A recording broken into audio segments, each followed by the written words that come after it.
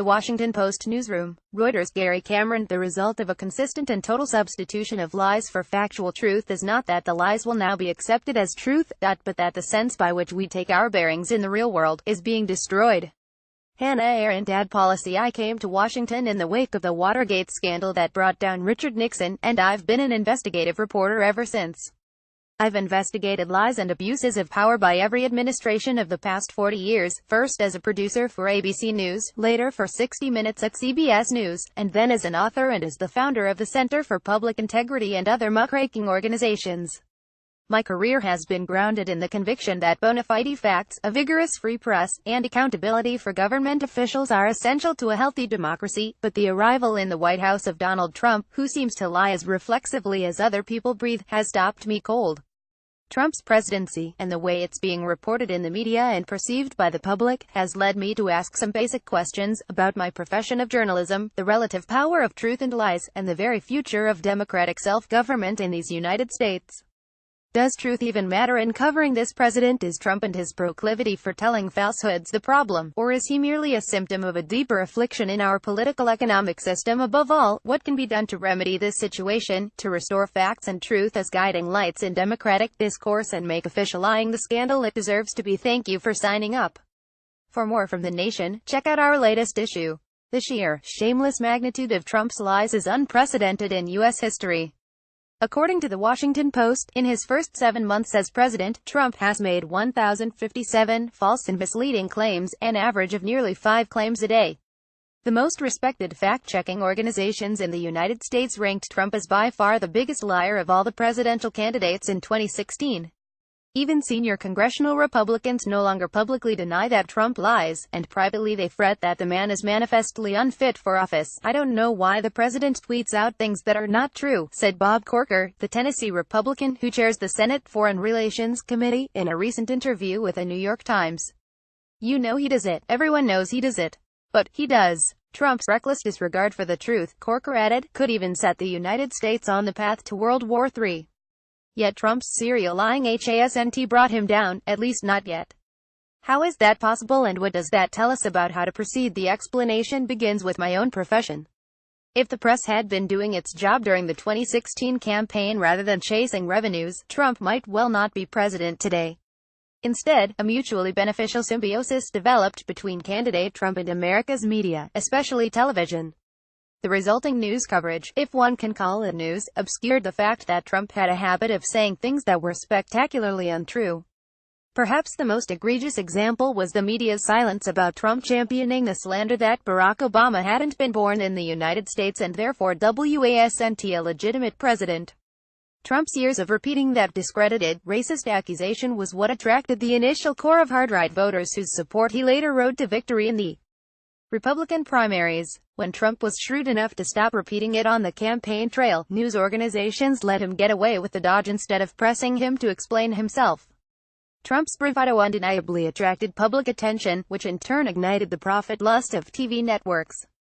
It may not be good for America, said CBS chief executive Leslie Moonves of the nonstop, in critical coverage that his network gave Trump's speeches, but it's damn good for CBS. Candidate Trump received $5.6 billion in free earned media, more than Hillary Clinton, Bernie Sanders, Ted Cruz, Paul Ryan and Marco Rubio combined, according to a report by the data tracking firm MediaQuant. That massive amount of free coverage, advertising, really helped Trump gain an electoral momentum that proved unstoppable. Trump also benefited from what amounted to a 247 cheerleading squad at Fox News, by far the loudest media voice during the 2016 campaign. According to a Pew Research survey, 19% of all voters named Fox News as their main source of campaign news, well ahead of other TV outlets and even Facebook. Not even the Access Hollywood video in which Trump boasted about grabbing women's genitals seemed to faze Fox. Thus, a sizable portion of the American electorate heard little negative about candidate Trump and was inoculated against the critical news reported elsewhere. In effect, these voters were making their presidential choice on the basis of inaccurate or woefully incomplete information. Beyond political ideology, a lust for profit has led hundreds of media outlets to downplay political news in general. Local TV, which is where most Americans get their news, has increasingly ignored electoral campaigns. Why to compel the candidates to appear in commercials instead if they want to reach voters, thus generating millions of dollars for the stations? The last nationwide study of this issue, conducted in 2002, found that more than half of local news broadcasts carried no campaign coverage at all. Would anyone suggest that this scandalous record has improved over the past 15 years? The role of a free press in American democracy, as stipulated by the nation's founders, is to inform the people and hold the powerful to account. But much of the media has abandoned these ideals in recent decades. News has become a form of entertainment, while too many journalists are adversarial only about relatively trivial matters such as sex scandals, ignoring fundamental abuses of the public person trust. No single action did more to hasten the media's slide towards profit-seeking triviality than Ronald Reagan's deregulation of broadcasting in the 1980s. Reagan, like Trump, an entertaining demagogue who was showered with uncritical media coverage, ordered the Federal Communications Commission to eliminate the public service obligations of TV and radio stations, the requirement that broadcasters provide the serious, in-depth news and information that citizens need to make informed choices in a democracy. As a result, radio and especially TV news were turned into profit centers focused more on titillating audiences than informing them.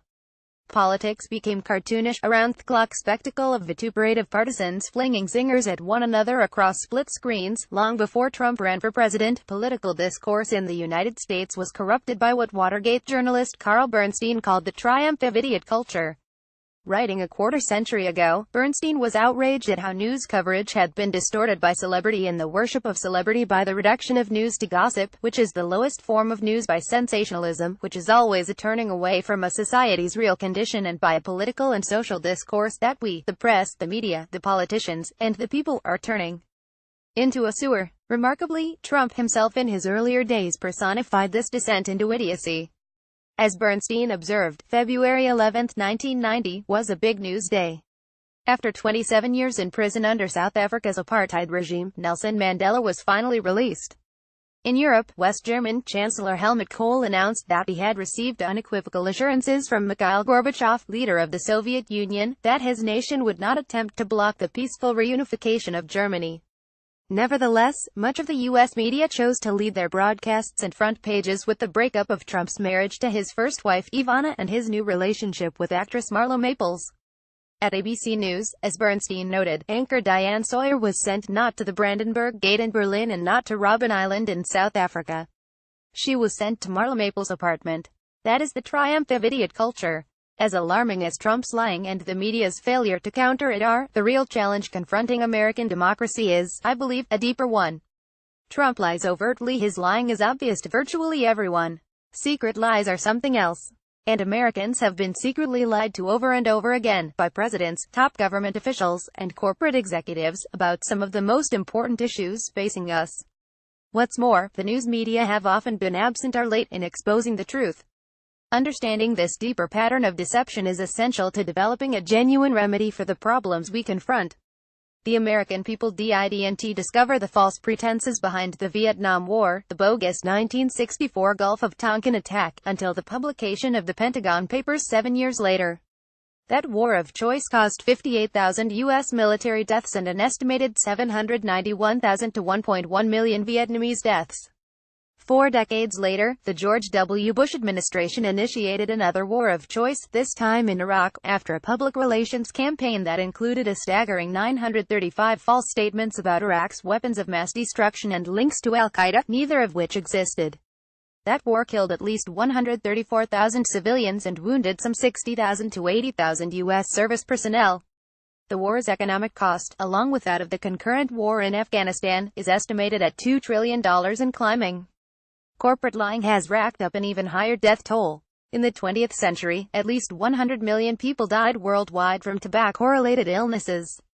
That death toll is expected to soar to an estimated 1 billion in this century because the tobacco industry, aided by U.S. trade officials in Republican and Democratic administrations alike, has aggressively pursued customers overseas, despite the clear evidence that smoking kills. Moreover, most of the U.S. media was shamefully complicit in Big Tobacco's deceptions. With exceptions like Reader's Digest magazine, which was subscription-based and didn't accept tobacco ads, the press had journalistic laryngitis when it came to the risks of smoking, perhaps because news organizations were making billions of dollars from cigarette advertising. After Congress banned cigarette commercials on television and radio in 1970, the tobacco industry shifted to print, which received roughly $10.9 billion in tobacco advertising between 1976 and 2008. Meanwhile, the media rarely pursued tobacco stories, and in a few instances, such as the 60 Minutes story that became the basis for the Hollywood film The Insider, such stories were spiked for corporate reasons. Of course, corporate lying has extended far beyond tobacco products. From asbestos to lead paint, coal dust to toxic chemicals, corporations have systematically lied about the lethal dangers of their products, while truth and accountability have been delayed or denied, often for decades. Exxon, the world's largest oil and gas company, has known perfectly well since 1981 that burning fossil fuels causes climate change. Its own scientists repeatedly informed company management. Nevertheless, Exxon, which became ExxonMobil in 1995, has been on the front lines of climate change denial, leading an orchestrated campaign designed to generate doubt among politicians, journalists, and the public. The company's former CEO, Rex Tillerson, is now Trump's Secretary of State, an example of self-dealing that would have raised eyebrows and provoked objections in decades past. Who could be surprised that Trump withdrew the United States from the Paris Climate Accord? However, all is not lost. The fact that Trump's poll numbers have been sinking since he took office suggests that presidential lying, when called out, does have its costs. Through August 2017, according to Gallup polling, Trump had the lowest job approval rating ever recorded for a president after 7 months on the job, 34%. But here's the rub: roughly the same proportion of voters, 33%, described Trump in Election Day 2016 exit polls as honest, while nearly twice as many, 64%, said that he wasn't. In short, roughly a third of American voters don't much seem to care whether Trump tells the truth, as long as it's their truth. You can laugh at the absurdity of living on Planet Fox, where facts and truth are in brutally short supply, but such willful blindness endangers democracy for everyone. There have also been auspicious developments since Trump came to power, starting with a revival of adversarial press coverage. The traditional news media haven't been this aggressive since Watergate, and the new posture seems to have boosted their public standing. According to a Reuters Ipsos opinion poll released in October, 48% of Americans now have some or a great deal of trust in the news media, an increase from 39% in November 2016. And Special Counsel Robert Mueller is deep into a robust criminal investigation of the administration, reportedly gathering evidence of financial crimes, including potential money laundering. Perhaps most intriguing, leading Republicans are frustrated, embarrassed, and angry about the president, which promises to limit his effectiveness, and perhaps more. 3 GOP senators defied Trump to thwart the party's efforts to kill the Affordable Care Act. After Trump floated the idea of firing Mueller or Attorney General Jeff Sessions, Senator Lindsey Graham said, "Some of the suggestions that the president is making go way beyond what's acceptable in a rule of law nation." And Senator Corker's denunciations of Trump's lies and recklessness may strengthen the spines of other Republicans to stand against this uniquely untrustworthy president. Will enough Republicans turn on Trump to impeach him? The conventional wisdom says no, but conditions can change quickly in politics. If Trump's popularity plummets to the point that a significant number of congressional Republicans actually fear losing their own seats in 2018, anything is possible. Meanwhile, deeper reforms are needed to correct the failures that allowed a lying blowhard like Trump to become president in the first place, and that have facilitated lying by so many presidents, public officials, and corporations before him. Starting again with my own profession, the American press must return to first principles. It must remember why it's the only institution whose independence is explicitly protected in the Bill of Rights, not only because democracy is impossible without the people's informed consent, but because power corrupts, and only a skeptical and probing press can keep the powerful in check. That adversarial spirit, leavened with fairness, should animate the journalism practiced by all news outlets, no matter who is in the Oval Office, and it must be applied just as vigorously to corporations, which have lied at least as often and as destructively as have public officials. The dirty little secret is that, historically, advertising-dependent news organizations have been very reluctant to expose corporate wrongdoing. Of the first 90 Pulitzer Prizes awarded for public service journalism, only a handful primarily involved corporate abuses of power, wrote Florence Graves, founding director of the Schuster Institute for Investigative Journalism at Brandeis University. That must change. Returning to first principles requires the reform of both journalistic practice and government policy. Much more investigative reporting is needed, which in turn demands increased funding, so journalists can do the deep digging that unearths scandal, as well as increased courage from news executives, who must stand firm in the face of inevitable counterattacks from the powerful companies and individuals being investigated. Daily news coverage would improve immeasurably if Congress restored the public service obligations of radio and TV stations. Those stations use airwaves that are public property, so the people's representatives should ensure that those airwaves serve the public good. Citizens should demand all of this and more, and they can also help make news coverage better by paying for the journalism they consume. The rise of the internet has spread the pernicious belief that one need not pay for journalism.